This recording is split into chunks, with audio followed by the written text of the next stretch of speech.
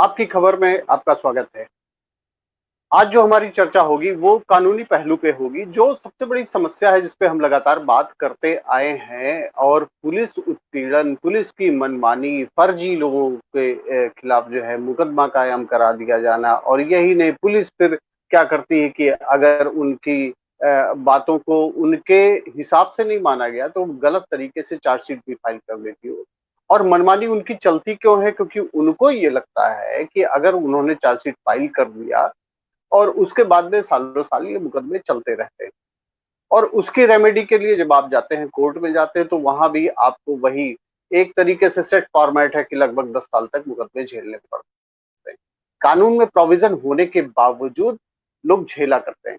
अभी पिछले वीडियो में जिस तरीके से मैंने बताया, लोगों से कंसल्ट करके बताया, लीगल एक्सपर्ट से और कई सारी जो है हाई कोर्ट और सुप्रीम कोर्ट की रूलिंग्स के अकॉर्डिंग बताया कि अगर पुलिस द्वारा मनमाना रवैया अपनाते हुए किसी व्यक्ति को उसकी बात को ना सुनते हुए, जो एक्यूज्ड था, एक्यूज्ड मतलब जिसके खिलाफ मुकदमा किया गया, वो रंजिशन भी होता है, कई बार रंजिशन होता है, क्योंकि कुछ पेशेवर ऐसे लोग होते हैं जो लोगों को मुकदमे में फंसाते हैं, पुलिस को साथ में मिलाते हैं और फिर गलत तरीके से चार्जशीट फाइल करवा देते हैं।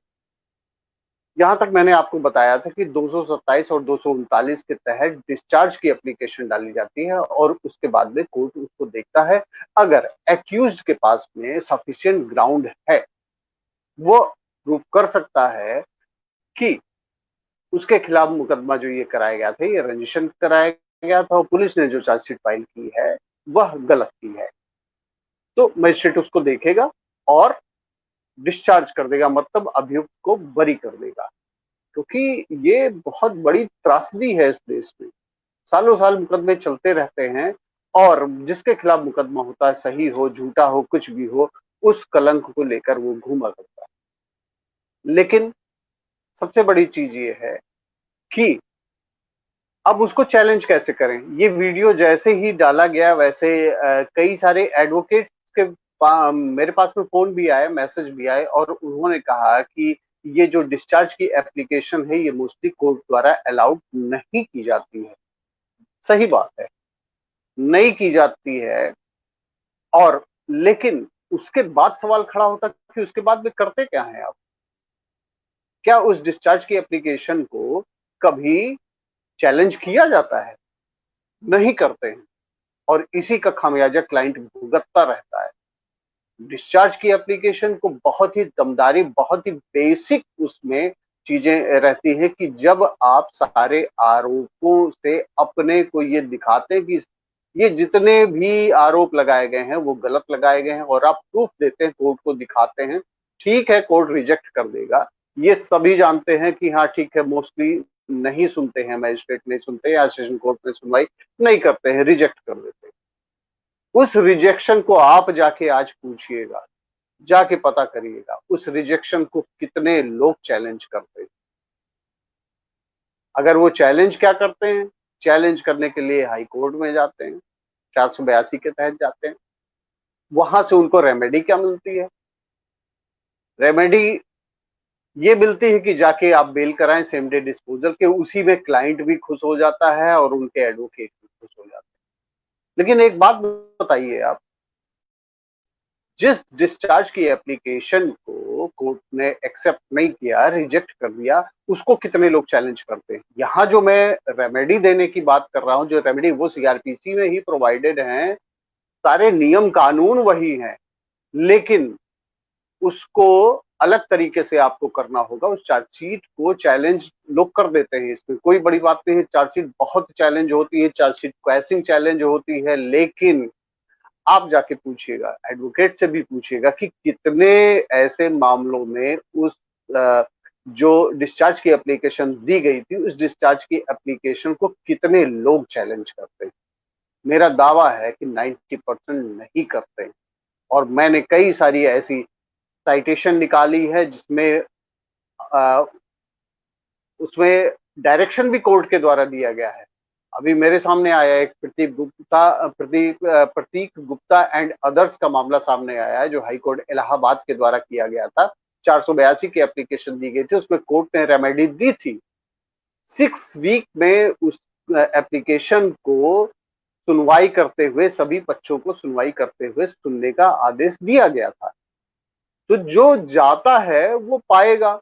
ये अलग बात है कि उस केस में जो टाइम फ्रेम था, उस टाइम फ्रेम में वो नहीं गए और उसके कई महीनों के बाद गए, तो कई महीनों के बाद में एप्लीकेशन उन्होंने फाइल किया, तो जो लाभ मिलना चाहिए तो वो लाभ नहीं मिला उनको। लेकिन कोर्ट ने क्लियर कट डायरेक्शन दिया था कि 6 वीक में सारी अपॉर्चुनिटी प्रोवाइड करते हुए रीजन ऑर्डर उसमें पास किए जाएंगे। ये बहुत बड़ी रेमेडी थी, उसको अवेल करना चाहिए था। अब क्या परिस्थितियां थी वो तो वही वो जानते हैं। यहाँ एक जनरल सी केवल बात हो रही कि जनरल सा परसेप्शन ये है कि ये जो चार्ज ये डिस्पोजल के लिए एप्लीकेशन डाली जाती है, ये मान लेते हैं, सभी मान लेते हैं कि हाँ ये इसको कोर्ट सुनेगा नहीं। अरे सुनेगा नहीं, आप प्रक्रिया तो शुरू करिए। और आप प्रक्रिया शुरू करेंगे, अपनी आपके बातों में दम होगा, हाई कोर्ट सुप्रीम कोर्ट की रूलिंग्स आप साथ में लगाएंगे, क्यों नहीं सुनी जाएगी भाई। जब कोर्ट में ये लॉ में प्रोवाइडेड है तो कोई भी व्यक्ति कोर्ट से बड़ा थोड़ी ना हो सकता है, कानून से ही तो सारा सब कुछ चल रहा है। लेकिन ये जो मैं बातें बता रहा हूँ ये आम जनता के लिए बता रहा हूँ, क्योंकि जो एडवोकेट्स हैं वो तो जानते ही हैं, वो कई गुना अच्छा जानते हैं, बहुत बढ़िया जानते हैं, वो उसी परिवेश में सुबह से शाम तक रहते हैं। लेकिन सवाल ये उठता है कि आप कितना जानते हैं, जो एक्यूज्ड है या समाज का व्यक्ति है वो कितना जानता है। अगर वो नहीं जानता है तो इसी बात का खामियाजा उसको भुगतना पड़ता है कि जो उसको बताया जाता है वही वो फॉलो करता है, और फॉलो करने का नतीजा यही होता है कि 10 साल तक वो झेलता रहता है। आरोप अगर लग गए तो जनरल सा परसेप्शन ये होता है पब्लिक का कि पब्लिक ये मान लेती कि अगर किसी व्यक्ति के खिलाफ अगर कोई केस दर्ज हो गया तो वो उसी दिन से वो घोषित हो गया कि ये गलत आदमी।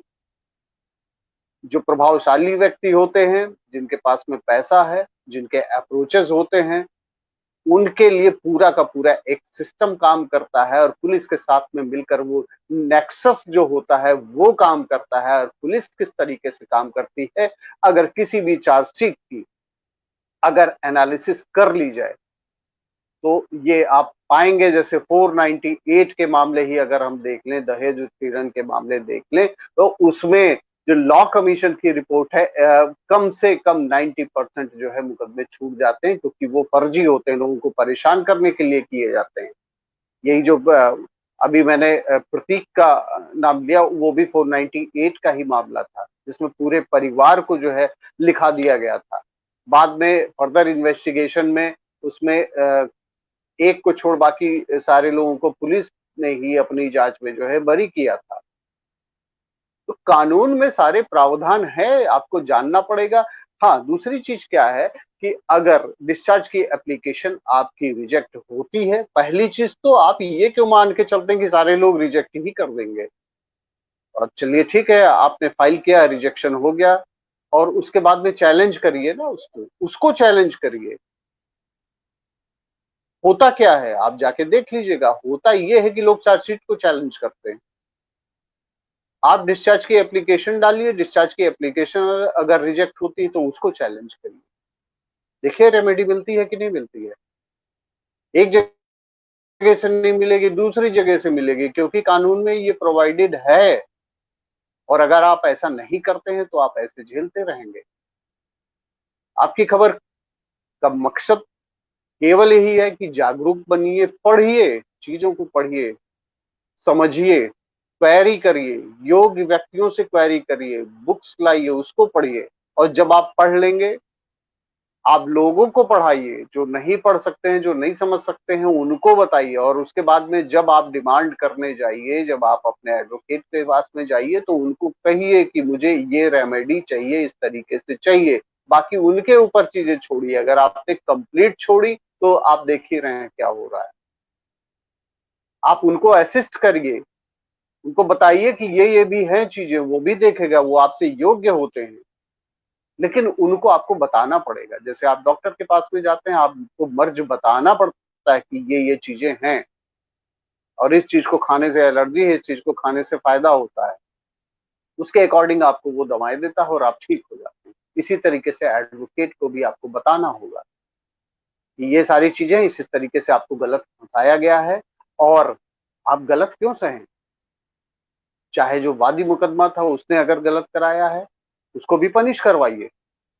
पुलिस वाला है जिसने फर्जी तरीके से चार्जशीट लगा दी, उसको भी पनिश करवाइए। अगर आप नहीं पनिश कराते हैं तो आप खुद ही पनिश होते रहिए। अगर आपकी और भी कोई क्वेरीज हैं तो आप हमें बता सकते हैं। अभी जो मैंने एक एग्जाम्पल दिया और उसमें फिर से मैं बता रहा हूं, डिस्चार्ज की एप्लीकेशन अगर रिजेक्ट होती है तो डिस्चार्ज की एप्लीकेशन, उस रिजेक्शन को आप चैलेंज करिए और आपको रेमेडी मिलेगी। आपकी खबर के दर्शकों का बहुत बहुत धन्यवाद। आप हमारे साथ इसी तरीके से जुड़ते रहें, अपनी चीजों को आप शेयर करते रहें, तो आपको न्याय मिलेगा। कानून जो बनाया गया है वो आपको न्याय देने के लिए बनाया गया है, ना कि कुछ जो बहुत ही मामूली से कुछ लोग हैं जो सिस्टम को गलत तरीके से ऑपरेट करते हैं, और वो ऑपरेट करना तभी बंद करेंगे जब आप उनको पनिश करवाएंगे। अगर आप सही हैं, लड़िए, अपनी हक मांगिए। कानून में ही उस हक को आपको मिलेगा। कानून के जरिए मांगिए। बहुत बहुत धन्यवाद आप।